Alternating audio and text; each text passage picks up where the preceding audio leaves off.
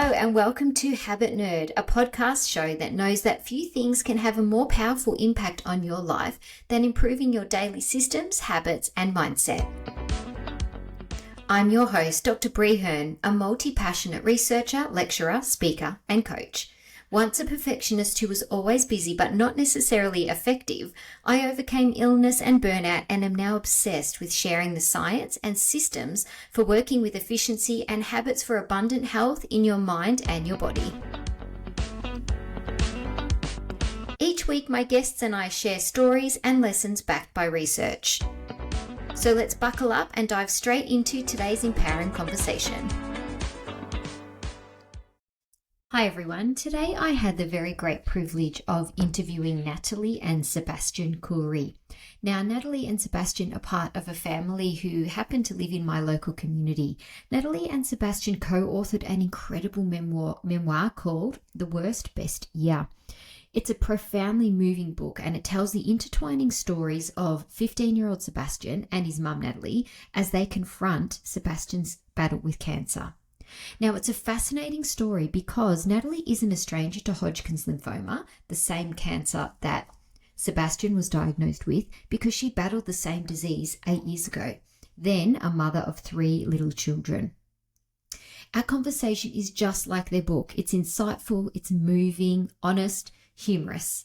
In the interview, we discuss their darkest days, what gave them strength and hope, what they learned from the experience, and the incredible places that Natalie and Sebastian find themselves now. It was a hugely generous interview. I got so much out of it, and I'm hoping that through listening you will too. So good morning or good afternoon, wherever you're coming from in your day today, Habit Nerds, and welcome. Today I am so privileged to be joined by a mother and son duo, Natalie and Sebastian Khoury. Natalie and Sebastian are the authors of an incredible memoir called The Worst Best Year, and I'm going to interview them today about their story, their actual written story, but also their story in life that's brought them to creating this excellent piece of work. So welcome, Natalie, and welcome, Sebastian, and thank you so much for being here. Thanks, Bree. Thanks for having us. All right, so let's get started with our questions. 2022 was a huge, impactful year for both of you. What is one word that you might use to describe it and why? You want to go first? I'll kick it off. Yeah. Start, Sebastian. I reckon growth would be the most appropriate word for me. I think that throughout 2022, there was a lot of new experiences that I went through. There was the physical stuff in the hospital, just being sick, having to deal with, having a low blood count and all that followed. And then being away from school for so long, there was a lot of challenges that I faced. But then through those challenges, I sort of learnt how to deal with life when it actually does get tough. Up until that point, I lived a pretty comfy lifestyle. And so I never quite got that opportunity to grow in the same way because I never got faced with the same hurdles and I never had to find ways to overcome that. And so now moving out of cancer, I can look back at that experience and just think about how I became more resilient as a person, gained a new perspective and, grew as an individual. Incredible. Yeah, there's no question. So growth inside the walls of the hospital and inside the walls at home with your family, growth there, growth at school, I can imagine, navigating relationships with people at school, with your teachers. Yeah, I would say so, actually. Because definitely certain people who help you in your journey, you sort of remember that after the fact as well. So you do develop new relationships. Yeah, no question. It'd be so interesting to do a bit of before and after, the sort of character traits that you had before 2022 and then after. And growth that's a perfect, very apt word. So yeah, thank you so much, Sebastian. What about you, Nat? What's your word? I like growth. I like. Do you want to steal his? Do you want to steal Sebastian's? I can't steal his. I'd say strength. Okay. Strength because you don't know how strong you are until you have to be. So, it's all, people say to you, I wrote about this a bit in the book, but people say to you when you're going through something like what we went through, you're so strong. I don't know how you did it. And I've been that person, I've been the comforter to a friend that maybe they had cancer or, caring for someone that had cancer. And I'd say, oh, you're so strong. It's something to say because they are strong. They're getting up every morning and they're doing what they need to do to survive. But it's kind of when you're in it, it's different because on the surface you do seem strong. And when someone tells you were strong, you feel you need to be strong. But you're like that duck paddling, your feet are paddling underwater just to stay afloat. But you have to be strong or you can't get through what you have to get through. You have to get through that. You've got no choice. So I found strength in places I didn't know I had strength during that year. And was the strength... thank you for that honest answer, Nat. What was the strength that you needed to be a mother for somebody that you love facing something insurmountable like cancer, different to the strength that you needed to show when you were the unwell person and having to be strong in your own physical body and for those people around you? It's really weird because a lot of it was similar in some ways, as in when I was sick, my kids were so young. So when I had cancer, my youngest was 2 and my oldest was 9. So I had to be strong for them more than everybody else in ways of I didn't want them to be scared. So, I was starting to look different. My hair was falling out. I was putting on weight. So I wasn't looking like me. So I had to be strong for them more than the world. This time I felt like I had to be strong on so many other levels with Sebastian because he was no longer the little boy. Like he could see my fear when we were walking into those appointments. He was 15 and a very switched on kid. And he was the question asker. Like when we would be in appointments, I'd be thinking questions I want to ask because I was scared and I wanted to know, but I didn't want to ask them because I didn't want to scare him because we're there together. He would ask those questions. He would ask about prognosis and what does this mean and how sick will I get? So it was just different with Sebastian because, yes, I was the mother, but I was sort of going along for the ride with him because he was my semi-adult child. So, it was just different. But, I just had to find strength in different ways with him because it was a long process that we were together. It wasn't like I could walk away and break down like when I was going through it because I put them to bed and I had my time. We were in the hospital day and night together. Like, so we interesting. were sleeping at the hospital together. I couldn't have those breakdowns like I was having. And then, you have that breakdown, you have that cry, and then you get regroup. Up. And, you regroup. It was a bit different with him because we were together all the time. Right. And Sebastian, did you feel you had to be strong for your mum in that way as well? I'll be honest, no. Yeah, good. No, thank you. Not because I didn't care, but more so just because I had my mind on my recovery and that only at the time. And so it was a very sort of emotionally challenging time. And so, you'd think, you guys want to be strong for each other. And that would be a really intuitive thought to have. And I think a lot of people, had they been in my position, would have been. But just me, when I was diagnosed, I kind of just blocked everything out. Friends, family, like everything. And so I was literally just focused on going to chemo, doing the work I had to, dealing with the side effects, rinse and repeat. I didn't even, consider a lot of that emotional stuff at the time. Do you think that was a deliberate choice, Sebastian, or do you think you were just going through the motions day by day? I don't know if it was a deliberate choice or if it was my body just having some sort of instinctive, defensive. You said survivor mode. I call it survival mode.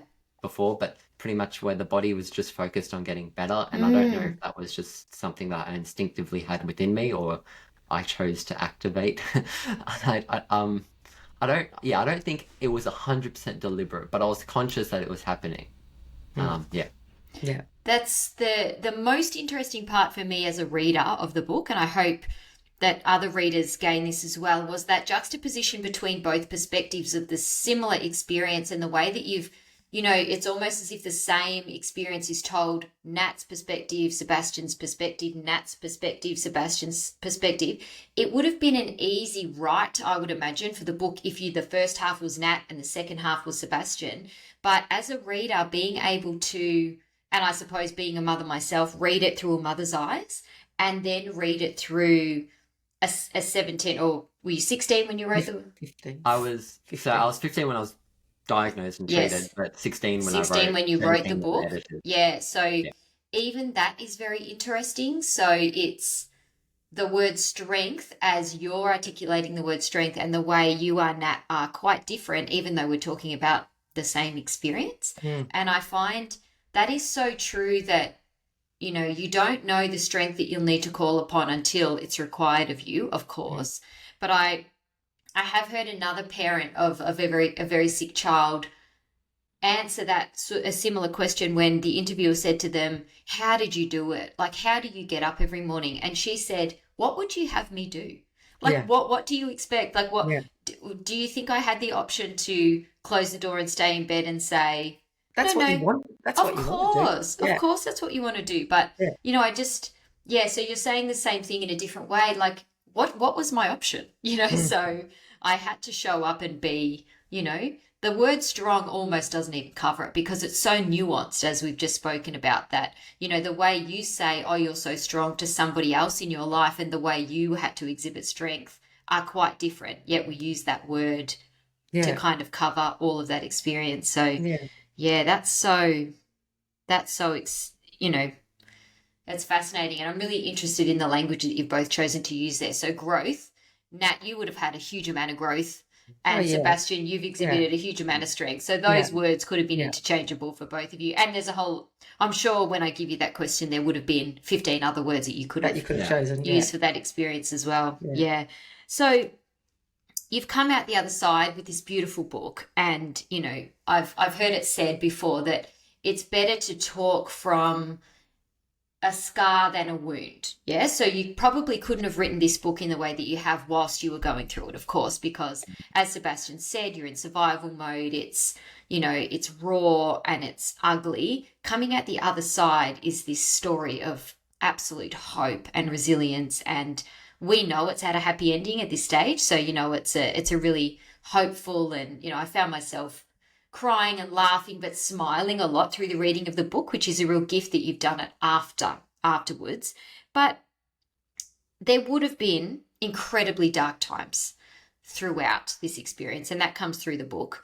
What, both of you, so I can start with you, Sebastian, when times were dark and they were difficult and you were frightened, what do you think got you through? That's a really good question, actually, because it's something which I probably never thought about too much. And I think just thinking back to that time in my life where we initially, before I had actually made it to that survival mode and I had to process the diagnosis, my main concern was, how is this going to change my life? Up until that point, I'd been a really academic person, and so being away from school and not being able to give my schooling the attention that it deserved and needed was a really big fear for me, even more than my health, and probably shouldn't have been. But I was really worried about that kind of stuff. And so I was happy and fortunate enough that my school was able to support with that. They were able to facilitate me learning from home, had teachers checking in on me, and it sort of just eased that burden that I was dealing with at the time. Now, for other people who were less worried about school, they would have had a different experience, and maybe they found that it was their family or something that got them through, and that was definitely true for me. But I think that the support networks that I had at school allowed me to get treated while still not sort of completely ignoring my academic obligations as well, and that sort of put my mind at ease. The school thought of everything, from mind, body, everything. Did they? Down to repositioning his locker because he had a port so no kid would not accidentally knock his. Oh, wow. And when the coordinator was amazing, and when he said to me, "Oh, where's his port? What side?" and he goes, "I'm going to move his locker." So and you hadn't even thought of that as his didn't even mum. think That's about it. incredible. I passed to go to the bathroom in case he just needed privacy because he wasn't feeling well. Yes. They thought of everything. Yeah, and wow. Zoom, like we learnt something from COVID. Yeah, that's right. We could learn from home. You know, he was dialing into classes. Like so that definitely would have eased, or did ease, his concerns when it came to school. I think that's really interesting, Sebastian, that you are using the focus that you had on school as a tool to get you through, because in some ways that's a gift, that you were the type of kid who was so driven and so focused about life after school. So as in the goals once you finished your, VCE and then, where you find yourself now, that the fear of what this, this fork in the road, this kind of hurdle that cancer presented you with, you could have gone, oh, okay, well, let's just let that go and let's lock into this cancer journey. And then that would have been a completely different experience than if the way you did go about it was, okay, I've got some fear now about what this means for my schooling, for my ability to study, for my ability to get my work done and attend class and all of those sorts of things. So that was a focus alongside the treatment that, maybe supported you to, survive and get through. And, such a gift to be at a school and to have individuals around you who were on that journey with you and knew how important that was and facilitated that, as your mum says, from an emotional point of view as well as, the academic and the physical things. Yeah, I think a lot of people will see something like cancer and think of it as like a crossroads where it's like you have to prioritize your health or your professional life. One or the other. Or you're going to go that way to your health. But for me, I wanted to make my own path as much as I could and try to get the best of both worlds. And without compromising one was definitely a challenge. But and I couldn't have done that without the support from the hospital and from the school, to sort of allow that to happen.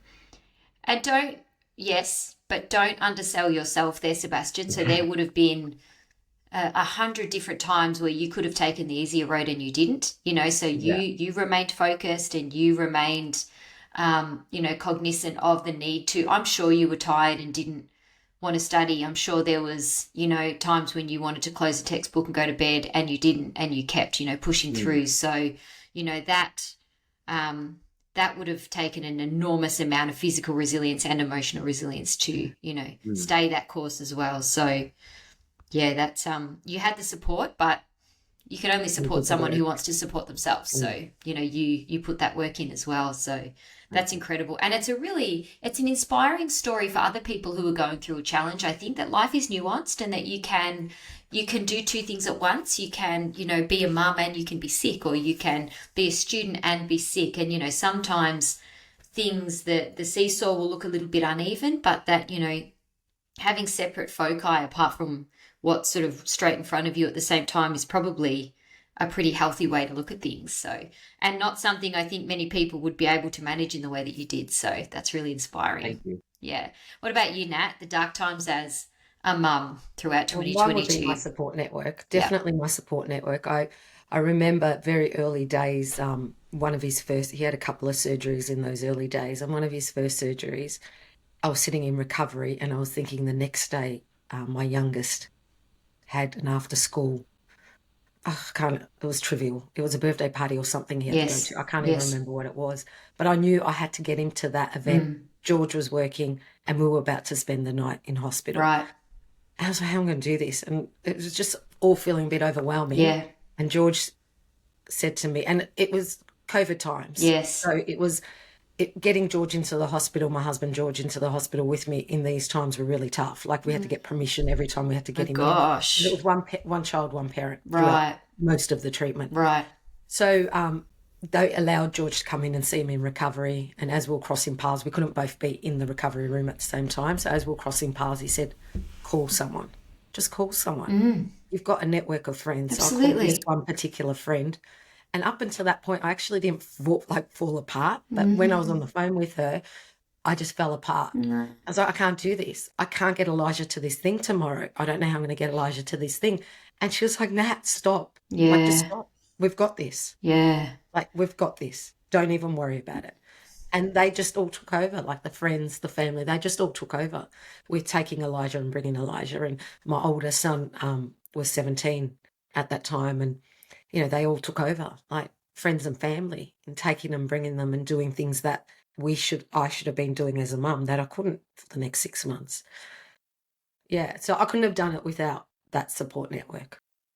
You know what's so interesting about that though? If you were on the other side of that, if one of your school mums and their son had to get to a birthday party, why would you ever think that would be a big deal to like send a text or call and say, Joshua needs to get to this, I'm tied up, can you do it? Even if it was that you were tied up at work or tied up at, you know, but I think that's so interesting that it was probably the emotion that was surrounding it at the same time. The COVID thing is a whole other level of, you know, of stress that I think we're only kind of understanding the impact of that now when we look back and we think, how did we manage that, let alone having, you know, a child going through cancer. So it's so interesting that, and also that's so significant that George wasn't able to sit in that recovery room with you. You know, like you should have been sitting there holding hands, talking about how frightened you were, hugging each other, but you weren't. You were sitting there alone. There was one particular time we came out of one of the surgery and it was a long wait. Like, you know, you wait, then an emergency comes in and his surgery gets pushed out. Oh, okay. So we were there from the morning and he was getting agitated. I was getting agitated. I was getting stressed. Like we still hadn't been given a proper diagnosis at this stage. Oh, gosh. And I text George while we were in about to go into surgery. And I was like, we're finally going in now. And I don't think I could do this on my own. I just can't do this anymore. Yeah. And he sensed it in the text, came straight down and he was like begging security, like, I got to get in there. Yeah. There were no doctors to get their permission at this point. Like our doctors had finished for the day. And the security was lovely and let him in. And I'd come out, the nurse had walked me out, and just to see his face. Yeah. Like just to have that, to have someone to hug me once Sebastian went in was like such a relief. And it was like, this is crazy. This is crazy that we're doing this on our own. Yeah. But the hospital was always, they always came through in those situations. Their hands were tied because of the rules that we were living under. But they always came through, like, you know, that the human side always came through in those situations. The security guard was like, of course, go meet her up there. Like, so yeah, but it was crazy. You're right. It was crazy. Now we're realizing the impact of how crazy it was. I mean, I've asked you for the one thing that got you through and you've said the support network, but I suppose the theme in that story with the security guard or whatever is that people, so that human connection, you know, whether it was your friends who said, Nat, we've got this, you know, we'll take Elijah to the party, don't be silly, or, you know, the security guard who saw you as a mum, you know, and frightened and, you know, saw George as a dad and able to, you know, yes, put your mask on, be careful, but go in, you know, that this is more important. So that that what we really missed in COVID was human connection, and that's a reminder of just how important that was, whether those relationships were with the security guard or with a close friend who you were able to be, you know, vulnerable and let your guard down with. And it's just a reminder, isn't it, that we just should always ask for help even before we think we need help, and because, you know, you want to give that to other people. So it's such a gift when you can ask someone else and they just come through. And you probably thought to yourself, why didn't I ask earlier? You know, why did I get to this stage before? Why did I let myself get overwhelmed? The reasoning, like when I sit back and think about it now, is you still want to do it all. You don't want your life to change. You would have done it if your child wasn't sick. So you feel like you don't want to compromise that. You don't want your youngest to be feeling neglected. So you feel like you should, but you can't do it all. I know, but there's that's a whole other angle to that when you're a mother of other children at the same time as somebody who's, you know, going through a challenge like Sebastian was, that there's that guilt of what about Jerome, what about Elijah, you know, and then the impact that this is going to have on them ongoing. And, you know, I mean, I have no doubt, it sounds like they're incredible and it, you know, certainly comes through in the book, but they're still young, you know, you're still guiding them as the adult and you're aware of their emotional needs at the same time as you're dealing with your own emotional needs, George's, Sebastian's emotional needs, and on top of everything, the physical stuff, which is crucial at that moment, and where Sebastian's life was the paramount, concern for everybody at that moment. So that's a huge juggle. The other thing that came through really strongly in the book was your faith, and how that, did give you some sense of survival or somewhere to go on top of the people in your life. Yeah. And it's funny because Sebastian was asked this on another occasion about, my faith got me through. And he made a comment that, what did you say? I had Mum put her faith in God, and I put my faith in the doctors. Yeah. Sebastian said that his faith just did not change. It was so his faith is his faith, and he believed in his medical team. Yeah. But I was different, and there's that perspective that we, same thing, different experience. Yeah. I battled with my faith in the early days, but I needed my faith to get me through. Yeah. Yeah, thank you for making that distinction. There's a story in the book where you went to the church and it wasn't open, and you were saying, how can it not be open? I thought the church was always open. And then when you were able to go back and go to a building that is a church and feel closer to God there, and, to ask for help and to sort of, look for that salvation. But Sebastian, very clearly it does come through that you needed faith, but in a different way. The faith was outside of you, but that was a faith in the science, in the medical team, in the experience of the doctors. And that was fascinating, actually, as a reader, the way that you were naming the doctors and, almost giving them an appraisal about what they could do for you. And, that was, it's just that's a nuance in the book that was so interesting. I almost felt like I wanted photos of the doctors so I could see, okay, that's that one, and that's, this is Sebastian's experience with that doctor. And even the funny nuances about the way you're describing the waiting rooms and the colours and what was annoying you and what did give you comfort. And, I put a lot of thought into how I describe those waiting rooms. I don't know why, but when I was in them, like the first time I walked into the oncology department, and I just saw how it was the most decorated place I'd ever seen. I just thought it was so counterintuitive because you've got so many sick children, some of them with life-threatening or terminal diagnoses. And here you are, and you've got all these colourful walls and decorated drawings. And I know as a children's hospital, it seemed so counterintuitive. And I had to capture that in the writing. And then when I was writing about it, I kind of felt like brought me back to the English classroom at school. I could just imagine people analysing what I was writing about the colours of the walls. But it really did sort of communicate to me how even though it's such a dark experience, so many people still choose to focus on like the joy in life, no matter how hard it might be. That is incredible. That is really incredible. And as a reader, what a gift to have that visual, description so that we could sort of be there with you. That was, that added to the reading for me for sure. What was the worst part? What was the absolute pit of the experience for you, Sebastian, if there was one thing?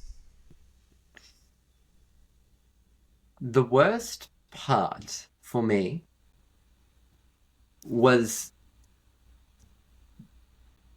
being forced to step away from what I wanted to do.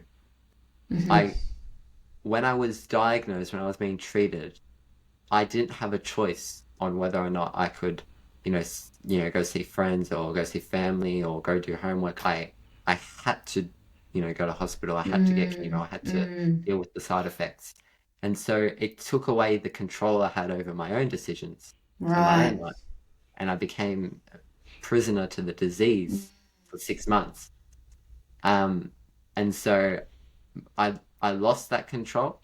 And then when I came out of the experience, I sort of wanted to regain control and, start doing different sort of awareness campaigns and stuff to show that I was in control of cancer and I had beaten that and I'd moved past it. But for that 6 months, the hardest part for me was not being able to dictate my own life. So interesting. So the disruption to your plans was, that's so interesting. And then what a great reflection that you can look back and say, oh, that must have been why I went into doer mode after I was out of this prison, because I wanted to regain, I wanted to show that, but also just the disruption's over. Now I have some time back, and I'm sure you've got a gratitude now for being able to do what you want to do on a given day and not be told, sorry, no study, you've got an operation today, or sorry, you can't, you can't do that practice exam or whatever it is because you're recovering from the chemo that you've just had and you actually need to sleep and feel sick today. So that would be, what a gift it is to be well and to be able to navigate the day as much as we can, but the other thing about this is we can't control everything, can we? And, things like cancer will teach us that, yes, your plans can be your plans, but actually sometimes there's another story. 100%. Yeah. What was your pit, Nat? Mine would be the loneliness. You're surrounded by the loneliness physically in the hospital, obviously, but during that time, you have friends that come from and family that come from everywhere. You're surrounded by so many people. Yes. That's probably and it was similar when I was going through it too. So you've got such a support network stepping up to be there for you. Yeah, it's the most lonely. It's a lonely feeling you just can't explain unless you've been there. Yeah, right. So I explain it in the way is you've got the most people around you. The first time in your life you've got the most people around you. Yeah, it's the loneliness. The loneliest you've ever felt. Yeah. So the loneliness for you came from the experience. So so it's a lack of shared experience that no one understands it the way you do. It's almost and like you've been through it. Like, no two stories are going to be the same. I would have had a mother and child sitting in the chemo room right next to us, and they weren't going through what we were going through, and vice versa. Yeah, no right. two experiences Such an individual experience. Yeah. I was looking at one mother who had a newborn baby breastfeeding while her 2 or 3 year old was sitting there on chemo. Oh gosh. I can't say I know how she feels. No. When my children are older and they could actually get a meal if they're hungry. Yes. Where this child is relying on her to be emotionally strong so she could feed it. No two cases will be the same. No two cases are the same. And there's also no better or worse, because even as you're telling that story, I'm thinking, yes, but at least Sebastian could articulate what he needs from you, and he's got that language and he's sort of got that almost young adult brain of, Mum, you're really annoying me at the moment. Can you go away? Away. Yeah. Whereas, that mother, she's got a young child who doesn't have the language of their emotions, and you've got to navigate that loneliness and that isolation. So True.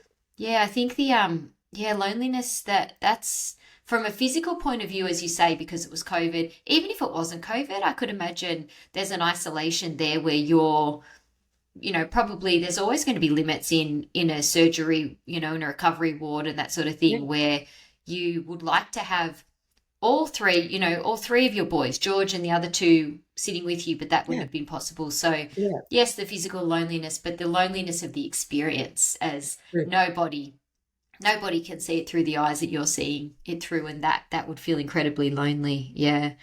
Was there, that's the pit. Sebastian, what was the best part? I think that the best part,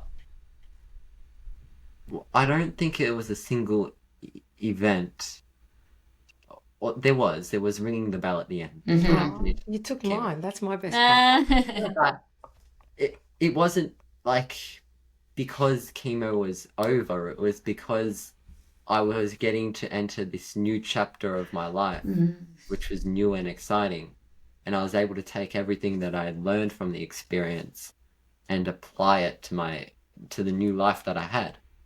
And so there's something about ringing the bell and entering this new chapter, which was really sort of exciting and liberating for me. And Mum's now. Interesting. Because I took hers. But you took mine in a different way because there's perspective again. Yeah. So his was ringing the bell to start a new chapter. Mine Yes. was ringing the bell to end what what we've just been through. Yeah. So when you leave the chemo, for people that don't know, when you leave the chemo ward, when you've done your last chemo, you get to ring a bell. Right. And we heard that bell many times in the 6 months. And every time we heard it, it's just that you'd imagine what that moment was going to be like for Sebastian. Yes. The first time I heard it was a little girl, and she was knee high, and the nursing staff, all the staff of the hospital come and they celebrate and they got pom-poms and they play a song. And so I wasn't too sure. I know you ring a bell because I went through cancer. I know you ring a bell at the end of treatment. But the whole experience at the hospital was different being children. And they called us over and Sebastian was all hooked up. He didn't get up. But I got up to watch and I just saw the mother. And that was our first round of chemo. Oh, wow. And the little girl got up on a footstool to ring the bell. Oh. And the mother fell to the ground and started crying. And that moment, stop. I just couldn't. I couldn't. I kind of lost it completely. And it wasn't, I was so happy for that mother. I know, but there's so much emotion tied up. Of me was like, we've still got 6 months to go. But I was so happy for that mother, and I just imagined what that joy would have been for that mother, and that little girl was so little. Yeah. So that, so when we got to experience that in a different sense, I wasn't looking anything past that point. I'm so glad this is over. So wow. So the ending for you was, let's get the hell out of this place. Yeah. Close the door.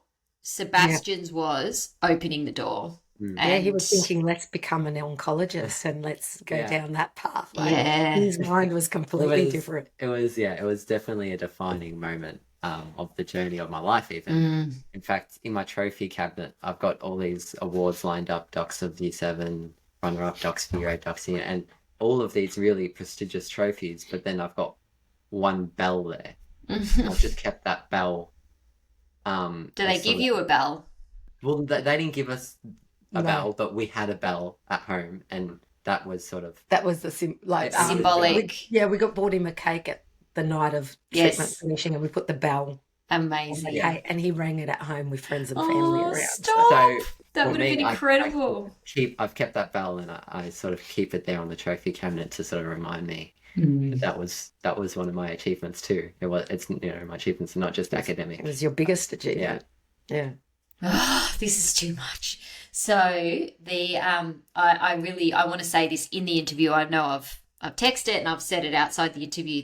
So Sebastian has just been named Dux of his secondary college. So regardless of missing huge amounts of school and all of the physical elements of going through cancer, Sebastian has still managed to achieve an incredible VCE score and be the Dux of his secondary college. So just to add to this incredible story, if there was anything more incredible that could have happened, that is, icing on that cake. But I do love that, the bell will now sit alongside all of those academic awards and also the Dux of your school, which is the light and shade of that is that the bell signifies the end of a medical journey, and the Dux signifies the end or the celebration of your academic journey. But I wonder whether those two things could have existed without the other one. I wonder. I've always had that academic drive and success. Obviously. I don't know if I would have done as well in VC had I not gone through 2022, because it did give me a bit of a drive, but maybe it would have. I don't know. We're all just guessing, I guess. Yeah, we don't know. That's right. But yeah, just as the bell was both an end of a chapter and a start of the next one, I think being the Dux of my year level is sort of the same thing. It's the end of my secondary education, but the start of my journey as a lifelong learner, the start as I move into tertiary studies. So they're definitely two very defining achievements for me.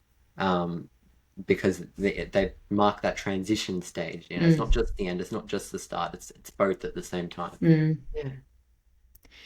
But as I mean, I think we've already articulated in this interview, but just to say it a different way, the success that you felt through cancer and the being able to ring that bell with such pride and vigor probably does have something to do with your drive and the way your brain works and the way that you've applied yourself to other aspects of your life as well as cancer.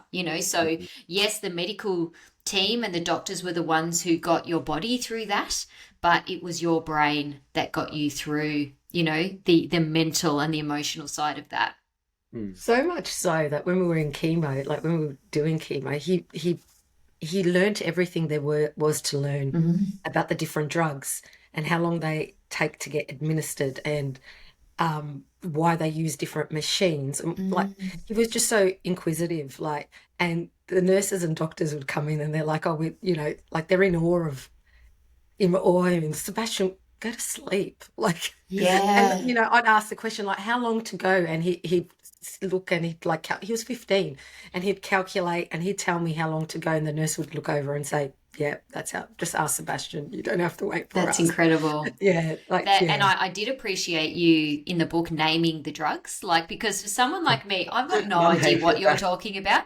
No, but that was a quirk for me that not having met you before I'd read the book just told me so much about you and your experience. So that's the fact that your mum's just told me that you studied the drugs and, the medical and the scientific side of probably the way they interacted with each other and how long they, took to administer and how and all of that stuff. Most people would just be like doctors over to you, but the fact that you were almost like co-leading that treatment with your interest was, that was just a fascinating insight as a reader. And it helped that he was able to actually pronounce the drugs when I wanted to ask a question, because I'd say the red one or the red one, 22-hour anti-nausea one, and he'd actually remember the name of the drug. So that's incredible. When we'd call the nurse over, I'd say, Sebastian, which drug are we talking about? So. That is incredible. I think so. We've talked about you wanting to now go into this journey of oncology yourself, or I think there's a book for you once you've started that work, and I think there'll be some real interesting juxtaposition for you treating patients, in however many years ahead we're talking, because of this, 15, 16-year-old Sebastian, and then, the 26, 27-year-old Sebastian who's treating these kids at the same stage, or these, these adults, that you're going to bring such an interesting, funny in a lot of ways perspective to that experience. That's really interesting. A lot of people have been like to me, so when's the next book coming? And we sort of just laugh it off because the amount of effort that it took to make this book. Yeah, let us just enjoy this one. But I guess when you put it like that, it doesn't sound too bad, because I do plan on studying medicine, of course, and I hope to one day become an oncologist. But even if I'm not and I'm, in some other specialty, I guess that experience, being able to relate with patients, even if they're not cancer but some other kind of diagnosis, would be an interesting insight to have. It will be invaluable. Yeah. So I guess I'll consider that for the future. So we'll have to give you credit for that, Bree. I was going to say, who's the publisher again? Who have we got? Blue Koala. Get onto Blue Koala now and just bookmark that for 20. What are we in? 2024, 2030. Bookmark that. Let's get them to put that on. Okay, so what motivated you to write the book? So I initiated the conversation about writing the book because after I went through treatment, I used to always say, oh, geez, we learnt so much, I should write a book. Yeah, right. But there wasn't enough content in it and there was no drive to do it. It was a fleeting thought. And, I put my efforts in other ways. I did lots of fundraisers to raise cancer research. That's right. It helped with the healing process doing that, giving your cancer a purpose. Then when Sebastian started going through treatment, I kept a diary. And I kept the diary from pretty much the day they told us we think he's got cancer. Wow. Because I had so much going on in my head. Yeah, wow. I just needed to put it, get it out. Yes. And I didn't really want to put my fears on George or anyone else. I just wanted to be my own thoughts. Right. So that diary, there was 2 diaries filled up in that 6-month period. Wow. But halfway through his treatment on one of our visits, I was like, this is just not fair. And you should be at school. You shouldn't, You shouldn't be here. And I said, Sebastian, do you want to write a book with me? And he kind of chuckled and he goes, Mum, write a book? What do you mean write a book? I go, no, I've always wanted to write one. You know, I'm doing these diary entries and I feel like there was one day that I was really sad and I was like, this is the worst day. And I went back and reread another passage that I'd written. And I was like, no, actually that other day was worse than today. Oh, wow. I'm trying to put things in perspective. Wow. So I was explaining to Sebastian, I think we could really help others. Yeah. And he was on board. He was like, yeah, how do you see it? How do you see it, Mum? What do you see? I go, well, what do you see? How could we do it? And he was like, oh, I think you should write this chapter and I'll write. And we start the back of my diary, we put chapter 1. No, whilst you're in the hospital? Or in the hospital. Wow. And that's how it kind of came about. He didn't start writing straight away, but it was just before Christmas, the year he'd finished treatment. I hadn't caught COVID because I was a hypochondriac because COVID was not going to come into our house. And it did, but I did my best not to bring it into our house. Of course. Yeah, of course. So I didn't get it. And I got it soon after he finished treatment. Oh, wow. And but he was still very immunocompromised. So I was not going to get out of my room for 5 days. Right. I was like in my room. So I started writing. And that's where the majority happened in those 5 days. And then we did a trip to Japan. That was his trip post-treatment. And that was when you first started writing. I started writing a bit before that. It was like early 23, maybe January, February. But even then, I'd only been writing bits and pieces throughout sort of most of 23. I'd made it maybe a third of the way through my portion. And then over the summer holidays going into 24 is where I probably wrote my second third. And my final third of my portion was probably January, February, March this year. Then we moved into the editing. So it was like throughout maybe 15-month period, I was doing the writing. So it was a bit of a side gig. Yes, while you're doing while he was doing VCE, because he had so much time on his hands. I know, I can't. Sebastian, could you just? Every time we wanted to edit, it was like we'll do it around school holidays because Sebastian was very focused on his VCE, so he had a very tight schedule. So we had to plan, and Sundays were his days off. So from studying, so they were the days that I took that opportunity to talk book with him. But the reason why we wanted to write the book was, George said to me, my husband said to me after we finished, give me 3 words to sum up this book, because he comes from a marketing background. So he goes, I want to use that as a hashtag. And straight away, without thought, it was hope, strength, perspective. Because that's what perspective, I want the reader to get out of the book. I want the reader to have hope. And it doesn't you don't have to be a cancer survivor or a cancer patient or someone who cares for someone. It could be anyone who's going through adversity. I want you to have hope. Yeah. Like strength, like I said to you earlier, you find strength. You don't think you're strong enough, but you are strong enough, and you will find that. And perspective, we've been talking about perspective throughout this whole interview, his perspective, my perspective as a patient, perspective as a carer. There's so many different perspectives to a situation like what we've been through. So that's what our hope was in writing this book. And then awareness, like there's so many things we learnt along the way that we've shared in this book about different organisations and places you could reach out to if you need help. Yeah. I'm so glad I asked that question. The fact that it was born out of your journaling, the fact that you started to write a journal in the first place is so insightful because, you obviously were doing that just for yourself at that time because you felt overwhelmed and you knew that things couldn't really get worse, so you might as well write them down, that things that might help alleviate a bit of the mental overwhelm and the pressure that you were feeling in your own mind. And that's another example of the loneliness that you felt, that you didn't want to put it on George. And some thoughts are just for ourselves. Some thoughts, even though you could call on your husband or a friend, you don't actually want to. You just want to keep them and journal them out. The fact that you discussed it at bedside, that is incredible. I truly, having read the book, I conceptualized that you afterwards, after the bell, okay, now it's time to focus on something else, you said, let's write a book. But the fact that it was whilst, and that it's those 3 words, I couldn't have picked better words myself. And it's interesting you say it's for anybody who is going through something. Probably the reason, and I don't know whether anybody else has said this honestly to you, but I, wanted, when I heard about the book and read about the book, and, I was unfortunately interstate and couldn't come to the launch, I would have absolutely been there. I wanted to be there to support you because, we are acquaintances, we have children at the same school. I was nervous to read it. I'm not going to lie. As a mother, I was nervous to dive into a world that frightened me. So I would buy it and I would give you the money and I would support you and I'll share it on social media. I was frightened to actually read it.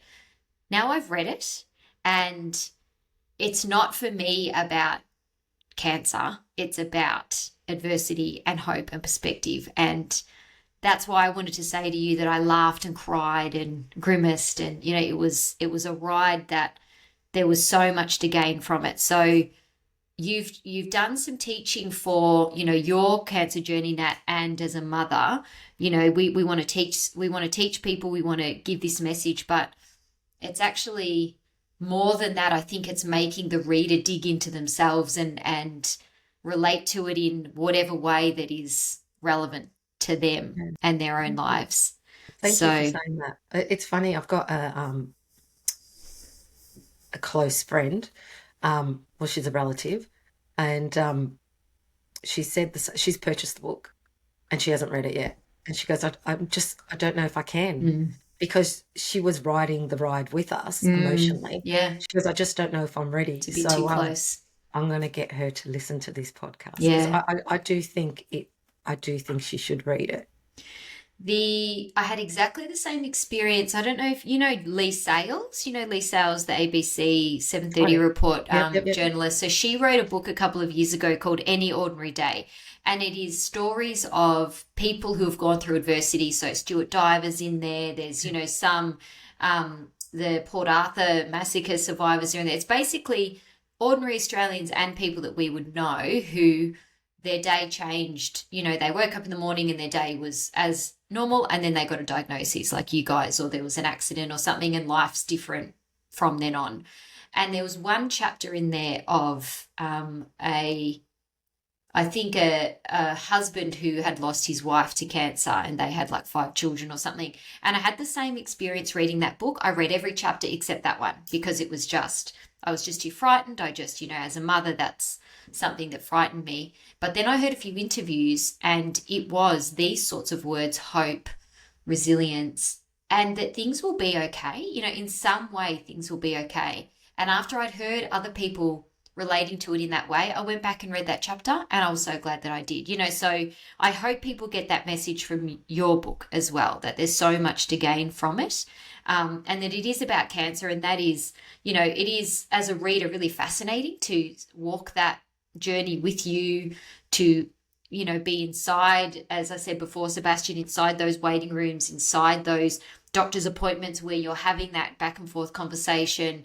Nat, to hear about it from the way you're relating to your husband and your kids and your friends and your mum, and the journey that it took, that is fascinating as a literary point of view as a reader. But the way that I, as a reader, and I know everybody else will have this experience, was able to put themselves in the story, and how would I relate to this, and how does this affect me in different aspects of my life that aren't cancer, that aren't that journey, but there's something else. So that's an incredible book, incredible gift from this book. Thank you. So a couple of years down the track now, where do you find yourselves mentally, emotionally? Yeah, I think that I want to continue doing the raising of awareness. Giving back has given my cancer purpose. Giving back has given Sebastian's cancer purpose.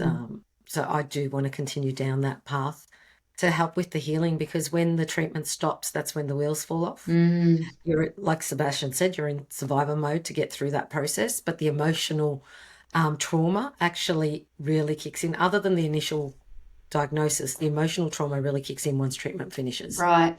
The fear of recurrence, the fear that the anger of my body will never be the same. Right. the anger of why did we have to go through this? Yes. So all that can take over. Yes. So, the raising of awareness has helped with that. Writing this book has helped with that. So I want to continue the raising of awareness and giving back, fundraising. We do a lot of fundraising for cancer research, for Run for the Kids. We just registered for Run for the Kids. We'll see where Sebastian's living if we have to fly him back to the States for that. Once we know where he ends up. But so we want to, personally, I want to continue doing that kind of stuff. Amazing. And was that advice that you received whilst you were going through the journey that afterwards was when, in the quiet and in the out of survival mode and the lack of appointments and the lack of, your diary being filled with places to be? I wasn't warned with that after my treatment. Okay. So that post-traumatic stress is real. Yeah, I can imagine. The scan anxiety that you get each time you have to go do a scan is real. And I think I was more prepared for it. This time around. I knew that the fundraising I was doing for cancer research helped with that healing. And I knew I had to put my energy into something after Sebastian to help me again. And this book has been the perfect way, seeing how people like yourself have connected with it, getting the feedback when I'm getting DMs from people just saying, I wasn't sure when I started reading or when I purchased this book, and I'm so glad I purchased it. Mothers of children that are currently going through it, which scares me when they tell me they've purchased my book because they're still going through it. Right. Is this going to be something that's going to support them or not? To get that feedback that they're finding strength in what we went through. It's really helping my healing personally. Incredible. Yeah, thanks, Nat. What about you, Sebastian? In terms of... Where are you now? Where's your emotional state, your mental state now? It's kind of all behind me, I guess, in a way. But at the same time, as Mum said, the ability to fundraise, raise awareness, advocate for people to, support cancer organisations or donate blood. I've received half a dozen blood transfusions in my journey. So it does sort of give the experience a bit of purpose. And so I imagine I'll continue to do that in the next few years. Hopefully a few years from now, I'll also be in medical school studying to become a doctor. So I guess there's a lot of exciting stuff on the horizon, but I imagine there'll also be some things that come up which I just can't expect from now, or I just can't sort of foresee coming, that will just show up, and I'll hopefully be eager to take them on. I have no doubt that you've got the skill set. I mean, that's the same for anyone though. I think that's important to know that, you've got this history behind you now, but, any of us could face anything at any given moment. So, I'm excited for you at this particular point when we're recording this interview that there's real excitement and anticipation for you around what's next. And that would be true of anyone who's done so incredibly well at school and is looking towards a university degree that's going to take them, towards a whole new, career in life. But I just don't think we can understate the nuance that you're going to bring to that because of the experience, that your health and your emotional roller coaster has, is also going to add to this. So that might not be something that you understand until afterwards. You probably look back as a 30-year-old oncologist and go, whoa, that was a lot. But I know, just in this moment of hope and anticipation and excitement, that it's just so lovely to watch, that's the step that you're about to take. Thank you. Thank you. So this podcast is called The Habit Nerd. Now, I'm interested in the way people behave and the way people show up to sort of be the type of person that they want to be. So if there was one habit, Nat, that you employ, or one system that you have in place, or something that gets you through to be the sort of person that you want to show up as, what would that be? Well, I think that the journaling was a great habit that I formed over that period. Absolutely.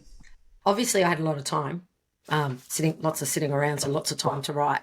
And I don't have that anymore because life's gone back to normal. Yep. And I'm back to my job and being a mum and everything else. Yes. But something I have kept doing is 3 good things. Okay. So I might not have time to journal to the extent that I would like to, But I try to do the 3 good things. So even on really bad days, when you think that this was the worst of the worst and there was nothing good about today, see perspective, we lived the worst of the worst, but we still say we have bad days. Mm-hmm. You could always find 3 good things. Yeah. Be it I woke up in the morning and I'm breathing. Yeah. Or my child said something funny.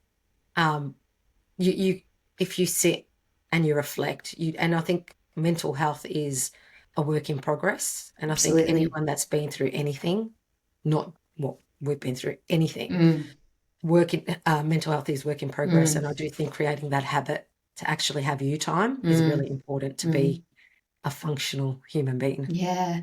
Do you write down the 3 good things, Nat? Do you just think about it? I've got a 3 good thing diary in it. Yeah. Yeah.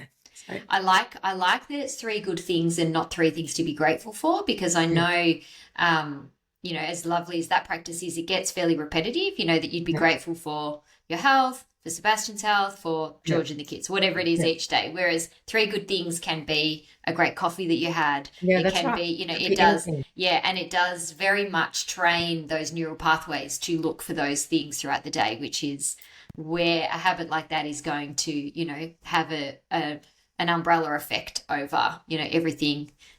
So yeah, that's a really lovely one. Anything for you, Sebastian? Well, people have always said to me, Sebastian, you're going to burn out. Sebastian, you're going to burn out. Sebastian, you're going to burn out. Mm-hmm. Anyone who's met me has sort of said it at some point or another. That's true. But then after they've sort of been saying it to me for 5 years and they realise that it hasn't happened yet, then they ask, what's your secret? Why?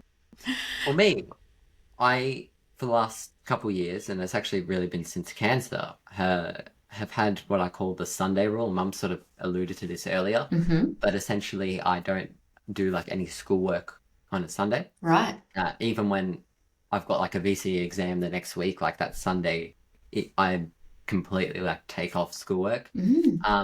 And for me, if I'm working 60, 65 hours a week, to have that to look forward to gives me the motivation I need to work hard during the week, whilst allowing me to still enjoy my weekends, enjoy a Saturday night and a Sunday, and have a bit of a social life and recharge. And so I end up working harder during the week, but I also end up enjoying myself more than most on the weekends. And so I get the best of both worlds. And so having that to reset, having that to look forward to, it has been quite, I think, instrumental in my success and discipline.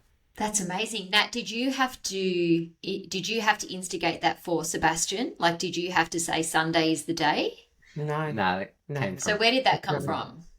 I think I don't know if it's hard to say when or what it came from. I guess I realized I was working a lot, and it was just exponentially increasing. And maybe part of me realizing that was sort of saying to myself, at this rate, I'm just going to fill up every hour there is in a week. So let's block out time where. And maybe indirectly, all these people that were saying you're going to burn out, like he had great teachers that really looked out for him.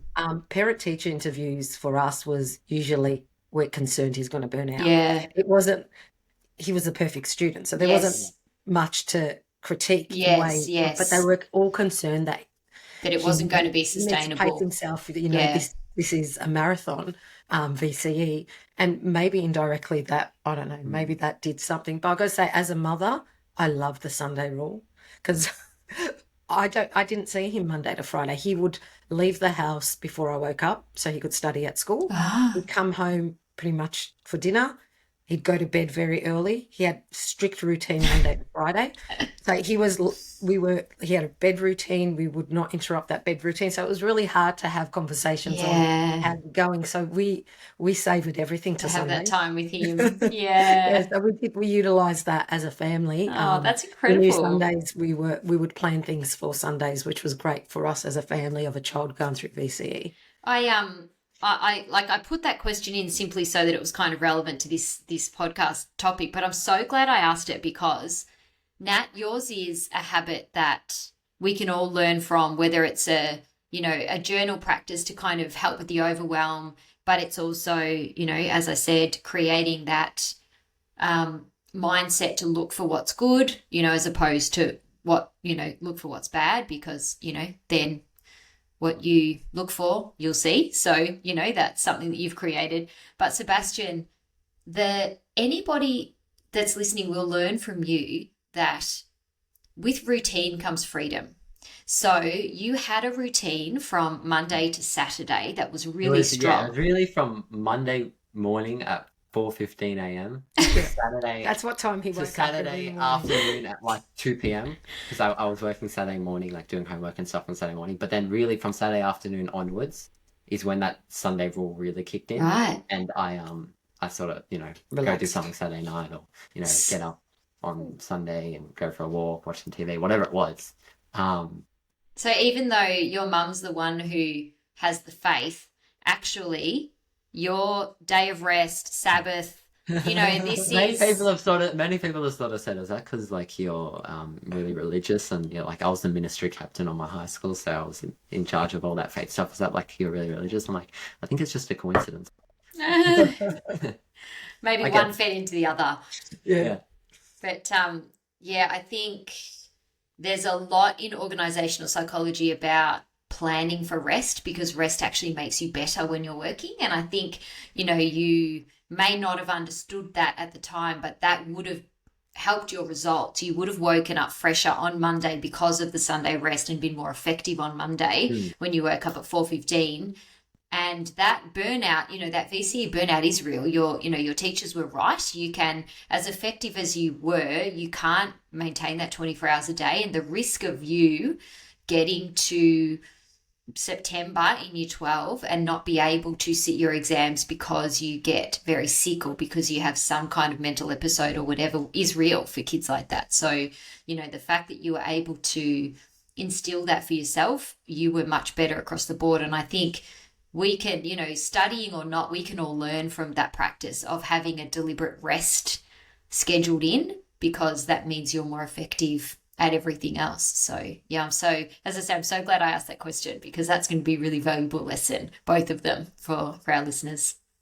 Good, thank you. All right, so the last thing I want to say, just because you are so involved in advocacy now, I want you to have the opportunity to, I hope people go and buy the book. But what else from a messaging point of view for your audience do you want to be able to articulate, to communicate?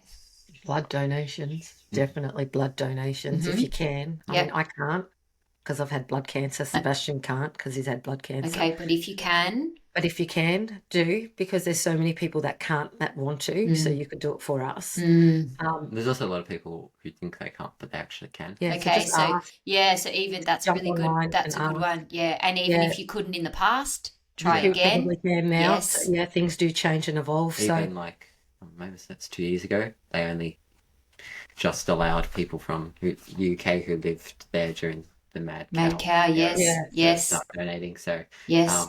Up until a couple of years ago, anyone from the UK in that time period wasn't allowed to, but now they can. Don't write yourself off, because I think it was 6 or 7, I think, blood transfusion Sebastian had, and it was crucial to him getting through treatment. So that's one. Cancer research, anything in cancer research, if treatments are evolving all the time. When I did it, I had cancer 11 years ago, same cancer. I did surgery, chemo, radiation, and they don't like to radiate children for, you know, long-term health. And the treatment Sebastian, and also because he had such advanced, he had stage 4. So radiating was not really a viable option for him. So they found treatments where they could avoid. And this all comes from cancer research. So treatments are always evolving. We've jumped on a study, like a genetic study, because our cancer is not technically genetic. So interesting. So we've jumped on a study. So anything to do with research, we're advocates for. But, yeah, run for the kids. Children's Hospital, you know, best hospital, one of the best hospitals in the world, and only because of all the fundraising that this wonderful country does for it. So as a parent of children, I saw that hospital for trivial things. When Sebastian got his tonsils out, Yes. at 18 months.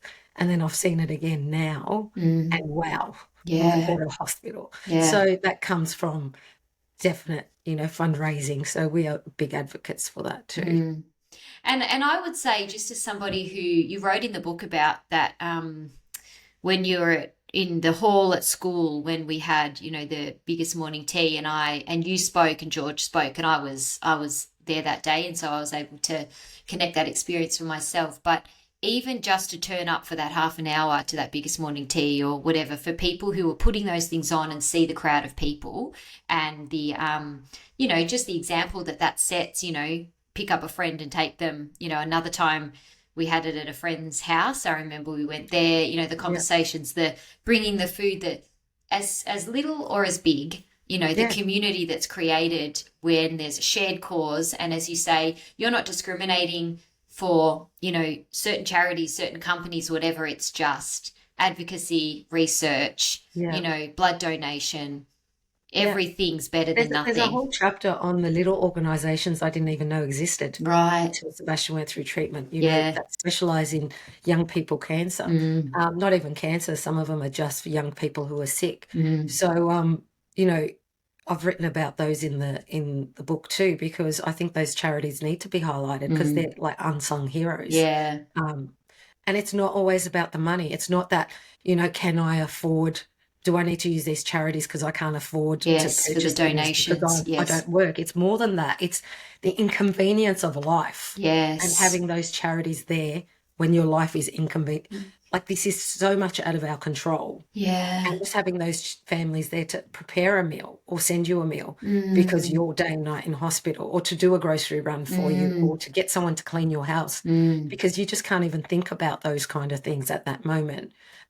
These charities are constantly, or just to take the siblings out school holidays and do something with the siblings because, they feel neglected. They're feeling neglected. So it's those kind of things, or, they offered so much counselling and in ways of support groups and things like that. So it's more than just money with these organisations. So they are the unsung heroes. And I think it's a small chapter in our book, but it's a very important chapter, the one we write about the charities. Yeah, I'm glad you highlighted it. And that's certainly why I said it, that you can help and show up in a whole myriad of ways. And it's not just about donating or, doing the run for the kids. It's about sharing something on social media about the run for the kids. That's right. So 100%. Yeah. So I'm really glad I asked the question. I'm glad that chapter's in the book.